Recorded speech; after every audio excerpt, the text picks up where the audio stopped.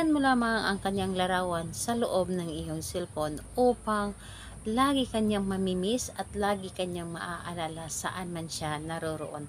Hello mga guys, kumusta kayo? Panibagong araw, panibagong video na naman tayo, and sa araw na ito ay isa na namang video ang aking ituturo sa inyo, simpleng gabay o simpleng pamamaraan na makakatulong sa atin. At bago ang lahat, gusto ko lang mag-disclaimer sa mga taong hindi naniniwala at hindi gusto ang mga kagaya nitong video. Please skip this video and maghanap kayo ng videos na gustong gusto nyo, dahil ang video na ito ay para lamang ito sa mga taong naniniwala and gusto mag-try.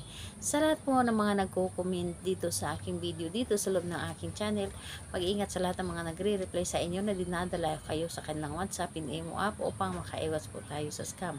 Ngayon po, ituturo ko sa inyo paano kayo maaalala, paano kayo mamimiss palagi ng inyong partner kung kayo ay magkalayo sa isa't isa. Ito ay pwedeng gawin sa parehasang kasarian, babae ito babae, and lalaki ito lalaki. And syempre naman sa ating babae at lalaki na mga partner. And dito po is wala po tayong kailangan na materialis, kundi ang inyong cellphone lamang. So, cellphone lamang ang ating dapat na ihanda dito at wala nang iba pa.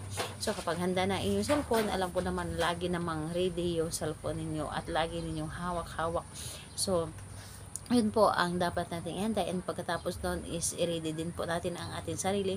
Siguraduhin natin dito na handa tayo, siguraduhin natin na hindi tayo nagdududa sa isang ritual na ating gagawin at buo po ang ating loob sa paggawa nito, at syempre ang ating tiwala at paniniwala.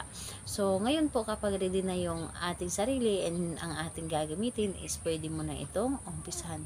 So ang gagawin mo lamang dito ay napakadali at napakasimple lamang. Buksan ang inyong cellphone, buksan ang inyong gallery, hanapin ang larawan ng inyong target.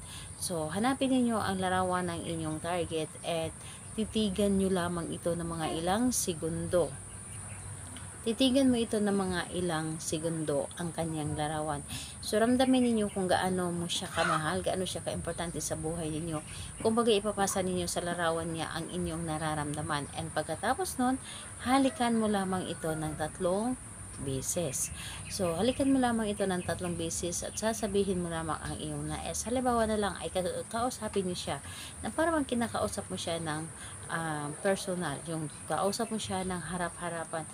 Sabihin ninyo ang kanyang pangalan, tapos sabihin ninyo ang inyong nararamdaman sa kanya. Halimbawa na lamang, sabihin ninyo kung gaano mo siya kamahal, gaano siya kaimportante sa buhay mo, gaano mo kagusto na magiging masaya palagi ang inyong relasyon, palagi kanyang maaalala, palagi kanyang mamimiss. So yun po ang inyong sasabihin, na para bang kaharap mo lamang siya at magkausap kayong dalawa. So yun po ang inyong gagawin.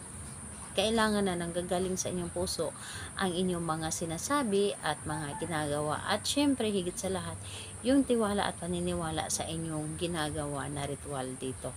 So ayun po, kailan nga ba ito pwedeng gawin? So kahit saan kayo at kahit anong oras at araw, pwede niyo itong gawin. Basta't ang importante dito ay wala makaka-distract sa inyo, wala makakikita sa inyo, wala makakaalam sa inyong mga ginagawa. So, ayan po. Salamat po sa inyo. Bye bye everyone. God bless us all.